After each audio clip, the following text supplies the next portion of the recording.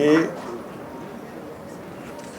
स्वदेशी के नाम से अभियान हमारे देश में 1905 में बंगाल विभाजन के बाद शुरू किया गया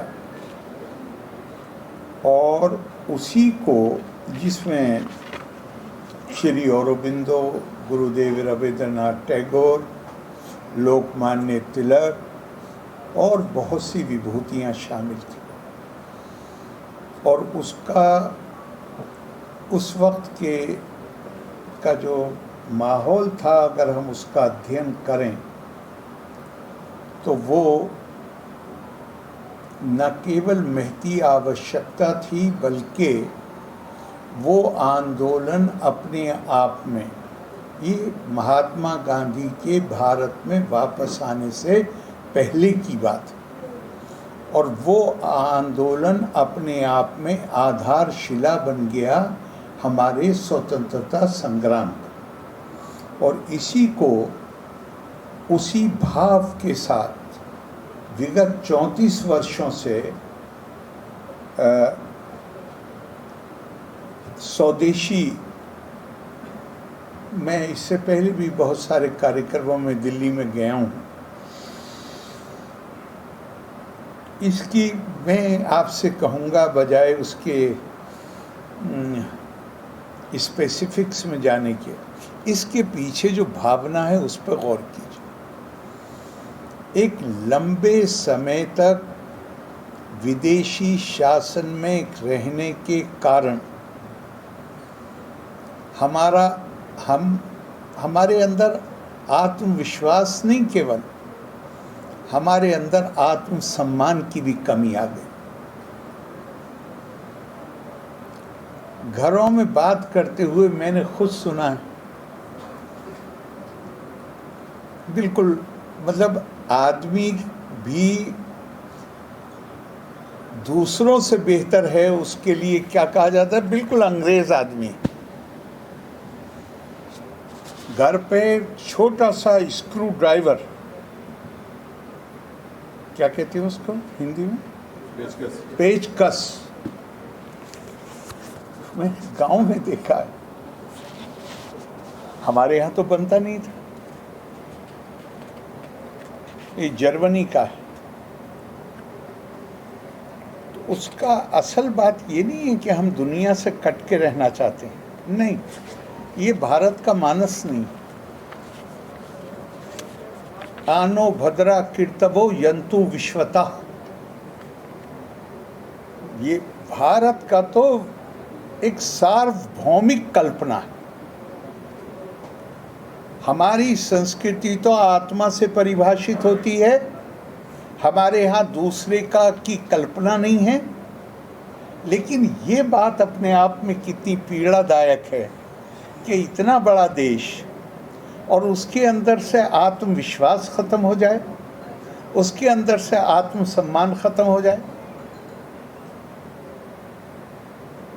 तो मैं स्वदेशी का आंदोलन शुरू करने वाले नेतृत्व को बधाई देता हूँ कि बेशक वो ये कह रहे हैं कि भारत में बनी हुए उत्पाद जो हैं उनका प्रयोग कीजिए। जो ऐसी मल्टीनेशनल कंपनियां हैं जिनका उद्देश्य कमज़ोर और गरीब मुल्कों का शोषण करना है, उससे अपने आप को बचाइए। लेकिन इसकी असल भावना उससे कहीं ज़्यादा गहरी है। इसकी असल भावना समझनी है तो स्वामी विवेकानंद की विराट पूजा की कल्पना को समझना पड़ेगा। स्वामी जी के, और हमारे ऊपर हमारा वो दायित्व है। और भारत के मानस में आत्मसम्मान, आत्मविश्वास, आत्मनिर्भरता, ये आज से नहीं, आदि काल से ये चीज़ हमारी सोच का हिस्सा। आप महाभारत के वन पर्व में पढ़िए, ऋषि मार्कंडेय युधिष्ठिर को कहते हैं अपि शाकं पचानस्य सुखम वै मघावना गुहे अर्जितम स्वेना वीर्येना न व्यापाश्रिते कंचना। कहते हैं युधिष्ठिर, इस संसार में सुखी व्यक्ति वो है जो अपनी मेहनत से पैदा किए हुए साग सब्जी से, जो दूसरों पर निर्भर नहीं रहता और अपनी मेहनत से पैदा किए हुए साग सब्जी से अपना भोजन तैयार करता है। हमारे लिए कोई नई चीज नहीं है। आत्मनिर्भरता, विराट पूजा, एक हमारे तेलुगु के कवि हैं, उन्होंने बड़ी सुंदर बात कही, का देश मनते मट्टी कादोई, देश मनते मानुषों कोई। बिल्कुल वही बात जो स्वामी विवेकानंद ने कही, विराट पुरुष।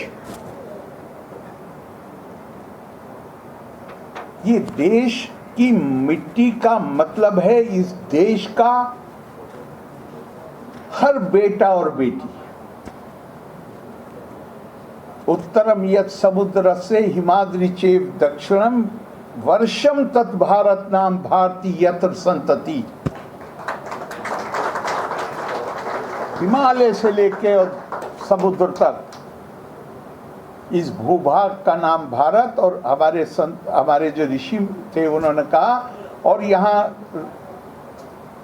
रहने वाले भारत की संतान, आज हम उन्हें नागरिक कह सकते हैं लेकिन वास्तव में संतान। तो मैं तो इसे इस तरह देखता हूं कि केवल इसका नहीं है कि आपने कौन सा, वो महत्वपूर्ण है, लेकिन उससे ज़्यादा है भारतीय के नाते अपने ऊपर विश्वास, भारतीय के नाते आत्मसम्मान। सम्राट जी ने, हमारे माननीय उप मुख्यमंत्री, बहुत आपको विस्तार में बताया, मुझे विस्तार में जाने की ज़रूरत नहीं, लेकिन एक छोटी सी कहानी सुना के ख़त्म करता हूँ।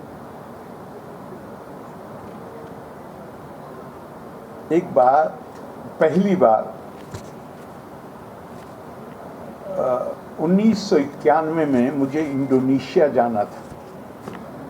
पाकिस्तान ने बड़ा OIC में कश्मीर के मामले पर तत्कालीन प्रधानमंत्री बेनज़ीर भुट्टो सारे OIC के मेंबर देशों का खुद जा रही थी। भारत सरकार से वो जिम्मेदारी, उनका अपना पक्ष रखने के लिए कश्मीर पर OIC के मेंबर देशों के सामने वो जिम्मेदारी मुझे दी गई। मैं विदेश मंत्री नहीं था, लेकिन जिम्मेदारी मुझे दी गई। तो मैं बहुत देशों में पहले भी गया था, इंडोनेशिया पहली बार गया। तो मैंने सोचा कि इंडोनेशिया में हमारे राजदूत रहे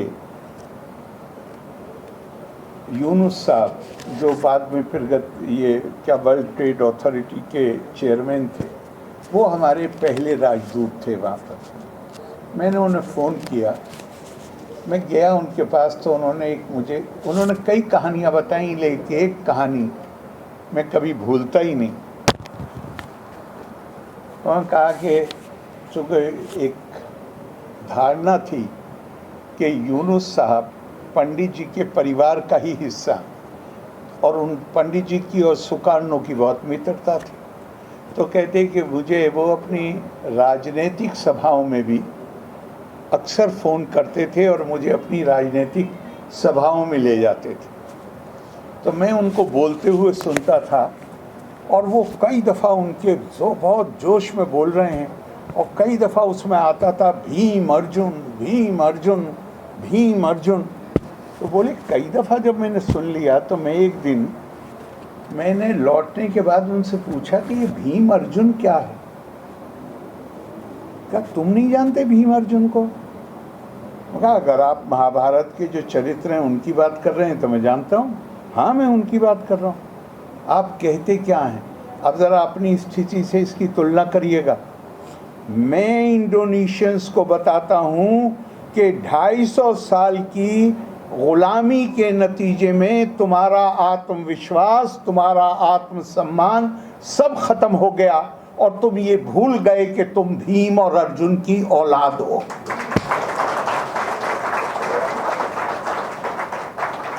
तो जब कोई पतन के काल से निकलता है, उसे कुछ प्रेरणा स्रोत भी चाहिए। स्वदेशी आंदोलन का योगदान ये है कि उन्होंने हमारे उस आत्मसम्मान और आत्मविश्वास को लौटाने के लिए इस संगठन के माध्यम से उन्होंने एक नई जागृति पैदा की। उसमें ये भी शामिल है कि हम अपने भारत के बने हुए उत्पादों का इस्तेमाल करें और हमें क्यों सम्मोहन हो बाहर की चीज़ों का। आपने मुझे भी यहाँ भाषण में जो इतनी बातें कहनी चाहिए थी वो हमारे माननीय उप मुख्यमंत्री ने कह दी। मैंने तो आपको एक जनरल बात बताई, तो आपने आमंत्रित किया, उसके लिए बहुत बहुत धन्यवाद। लोका समस्ता सुखिनो भवन्तु। धन्यवाद। जय हिंद।